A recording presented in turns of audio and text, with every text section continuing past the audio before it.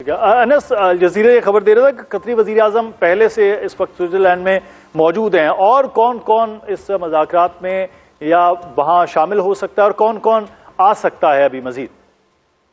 دیکھیں، میں کل برگن اسٹاک ریزورٹ میں موجود تھا، اور جب یہ ساری ہلچل چل رہی تھی اس وقت تھوڑی ڈیجیکشن تھی، پیک اپ ہو رہا تھا، تو میں آپ کو کسی دوسرے ذرائع سے نہیں بتا رہا، میں نے خود برگن اسٹاک ریزورٹ میں جیرڈ کشنر کو دیکھا، میں نے خود رافائل ماریانو گراسی جو کہ آئی اے ای اے کے جو چیئر پرسن ہے، جو ڈائریکٹر جنرل ہیں انٹرنیشنل اٹامک انرجی ایجنسی کے، رافائل ماریانو گراسی، رافائل ایم گراسی، ان کو میں نے خود دیکھا۔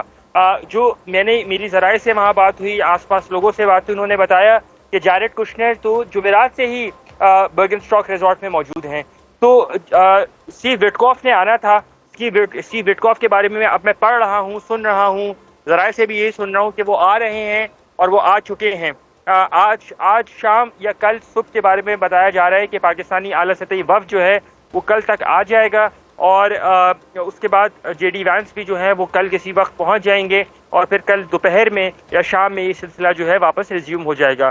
ایک روزہ مذاکرات ہوں گے، جس کے بعد جو ٹیکنیکل مذاکرات ہیں وہ فارملی طور پر ان کی شروعات ہو سکے گی۔ جی صحیح۔ اچھا، ایک چیز جو میں آپ سے جاننا چاہوں گا، آپ وہاں پہ موجود ہیں، پوری دنیا کے میڈیا وہاں پر ہے، فورن جرنلسٹ سے بات آپ کی ہو رہی ہوئی، کتنا پرویکٹیو ہے کہ یہ مذاکرات ہو جائیں، ایک بریک تھرو ہو جائے، اور جو واقعی جسے ہم کہیں کہ مذاکرات کامیاب ہو جائیں، اس حوالے سے کیا خبریں وہاں چل رہی ہیں؟ دیکھیں، مذاکرات کامیاب اور ناکام ہونا، میرے خیال سے اس کو اس وقت جو ہے کیٹیگرائز کرنا بہت غلط ہوگا، کیونکہ یہ مذاکرات ایک روزہ نہیں ہے۔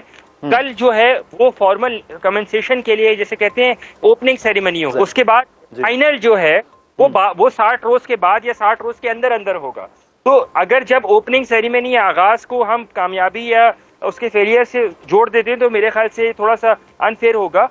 کل دا فیکٹ کہ یہ مذاکرات ہو رہے ہیں 2 مہینے 10 دن کی مسافت کے بعد ہو رہے ہیں، اتنے عرصے کے بعد ہو رہے ہیں۔ آپ کو یاد ہوگا 11 اپریل کو اسلام آباد میں مذاکرات ہوئے، میں اور آپ دونوں موجود تھے، اور 11 اپریل کے بعد 21 جنوری کو اب یہ مذاکرات ہوں گے، تو لگ بھگ 70 روز کے بعد یہ مذاکرات جب ہو رہے ہیں تو اٹسیلف یہ بہت بڑی کامیابی ہے کہ پاکستان اور قطر، پاکستان جو واحد ثالث اور قطر جو کہ فیسیلیٹیٹر تھا، انہوں نے وہ گیپس کو برج کر دیا ہے، جس کی بنیاد پہ اب یہ مذاکرات فائنلی ان پرسن دونوں پارٹیز کہہ رہے ہیں کہ ٹھیک ہے اب ہم ملنے کو تیار ہیں، ہم مل بیٹھ کے بات کر سکتے ہیں، تو بذات خود یہ ایک بہت بڑی کامیابی ہے۔ جی جب یہ بات ہو رہی تھی شاید پرسوں یہ معاملہ ہو جاتا، بات چیت آگے بڑھتی، لیکن اسرائیل کی جنگ بندی کے باوجود لبنان پر حملے ہیں، یہ اس میں کتنا بڑا سپوائلنگ فیکٹر ہو سکتا ہے جو ابھی تک ایک طرف مذاکرات کل آغاز ہوگا 21 کو، اور ایک طرف مسلسل حملے کہیں نہ کہیں جاری ہیں اسرائیل کے لبنان پہ؟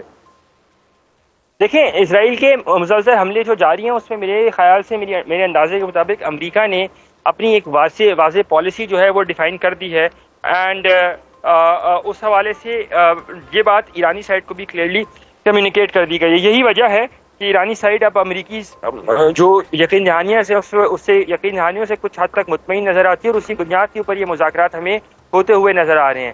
اسرائیل کے اٹیکس کانسٹنٹلی ایک اسپوائلر کے طور پر ہیں، اور بٹوین ناؤ ابھی سے لے کے اگلے 12 گھنٹے 24 گھنٹے یہاں پر اس وقت جب میں آپ سے بات کر رہا ہوں تو تقریباً شام کے 7 بجے کا وقت ہونے کو ہے، اور شام کے 7 بجے بھی دھوپ بالکل کڑاکے دھار جسے کہتے ہیں دھوپ اور گرمی وہ یہاں پر ہے، لیکن ساتھ ساتھ اس گرمی کے ساتھ ساتھ پولیٹیکل ٹیمپریچر جو ہے وہ بھی رائز کر رہے ہیں، تو اسی کے اوپر بہت ساری چیزیں ایٹ سٹیک چلی جاتی ہیں، اور یہی وجہ ہے کہ فوکس اس ٹائم پر دونوں ثالثین کا، پاکستان اور قطر کا، یہی ہے کہ کسی نہ کسی طرح یہ سلسلہ جو ہے وہ چلتا رہے۔ جی صحیح۔ اچھا، آپ وہاں پہ موجود ہیں، پوری دنیا کا میڈیا بھی ہے، جب ہم جس اسلام آباد ٹاکس کی آپ بات کر رہے تھے اس وقت پوری دنیا کا میڈیا اسلام آباد میں موجود تھا۔ پاکستان اور اسلام آباد، پاکستان کی گورنمنٹ جو کوششیں ہوئی ہیں، اس حوالے سے یہ انٹرنیشنل میڈیا کیا بات کر رہا ہے، کیا گفتگو ہو رہی ہے جب آپ ان سے مل بھی رہے ہیں، جو پاکستان نے کوششیں اس ثالثی کے لیے، میڈیشن کے لیے کی ہیں؟ دیکھیں، جو پاکستان نے کام کیا ہے وہ جسے کہتے ہیں نا ناممکن کو ممکن کر دکھایا ہے، وہ غلط نہیں ہوگا۔ بہت کم ایسا ہوتا ہے کہ قوموں کی تاریخ میں ایک نہیں 2 مرتبہ ایسے مواقع آتے ہیں۔ 55 سال پہلے پاکستان نے اس وقت جو ناممکن تھا اس کو ممکن کر دکھایا تھا ایران اور امریکہ اور چین کی ریپروچما کرا کے. معاف کیجیے گا میں نے ایران کا نام لیا. اور 55 سال بعد 1971 کے بعد 5.5 دہائیوں بعد اب یہ دوبارہ موقع آیا ہے. تو دنیا کے لیے جو پاکستان کا جو ایک آؤٹ لک تھا، جس طرح پاکستان کو دیکھا جاتا تھا، وہ ایک ٹرانزیشن کر گیا ہے. یہ نہیں کہ اب ہم اسٹرگل کر رہے ہیں، وہ ایک اور پاکستان نے اپنے آپ کو وزارتیں اپنے ایکشنز کے ذریعے یہ بتایا ہے کہ جی پاور ان دا مڈل نہیں، ہم مڈل پاور ہیں اور ہم مڈل پاور رہیں گے. We are there to stay اور ہم کانفلکٹ سے دور رہتے ہیں، لیکن ہم in the interest of world peace اس پورے معاملے کو کمپلیکس سے کمپلیکس سچویشن کو بھی کرنے کے لیے ہم سیریس کنٹینڈرز ہیں اور ہم کر کے دکھا سکتے ہیں. جی. اور پاکستان کی کوششیں فور ورلڈ پیس وہ جاری ہیں، وہ ہم دیکھ بھی رہے ہیں. اور اب خبریں یہ بھی سامنے آ رہی کہ وزیر اعظم اور فیلڈ مارشل اور دورہ کر سکتے ہیں، مذاکرات کا حصہ ہو سکتے ہیں. اب دیکھنا یہ ہے کہ مذاکرات کس طرح سے ایک روزہ آگے بڑھتے ہیں اور پھر جو ٹیکنیکل مذاکرات ہیں وہ اگلے آنے والے چند دنوں میں جو چلتے رہیں گے 60 دن، ان کا نتیجہ کیا نکلتا ہے. بہت شکریہ انس، آپ ہمارے ساتھ سوئٹزرلینڈ سے موجود تھے اور آپ سے پل پل کی خبریں بھی وہ لیتے رہیں گے. بیورو چیف ہیں انس ایشیا ون نیوز کے. کہ اسرائیل کیا واقعی اسپوائلر ہے؟ جو ایران نے اپنے ہرمز بند کیا ہے اس کے اثرات کیا ہوں گے؟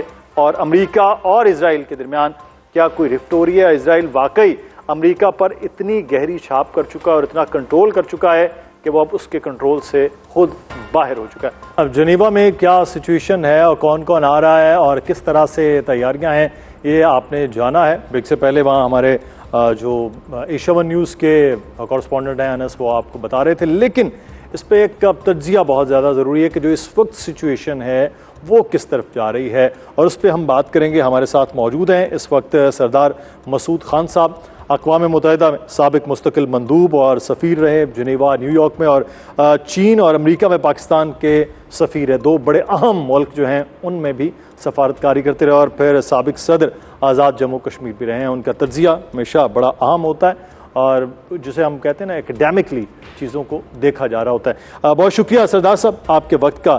سر، کل پاکستان کی میزبانی میں کہا جا رہا ہے کہ 60 روزہ مذاکرات وہ شروع ہو رہے ہیں. سب سے پہلا جو اس معاہدے کی شک تھی وہ یہ تھی کہ تمام محاذوں پر جنگ بندی ہوگی، لیکن لبنان پر حملے ہو رہے ہیں.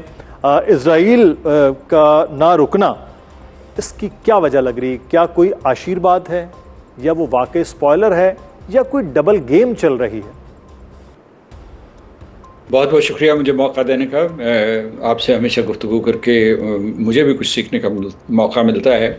تو آپ کے سوال کا جواب دیتے ہوئے میں یہ کہوں گا کہ اس وقت جو سب سے پہلا چیلنج ہے اور مرحلہ ہے وہ یہ ہے کہ کس طریقے سے ان مذاکرات کو شروع کروایا جائے.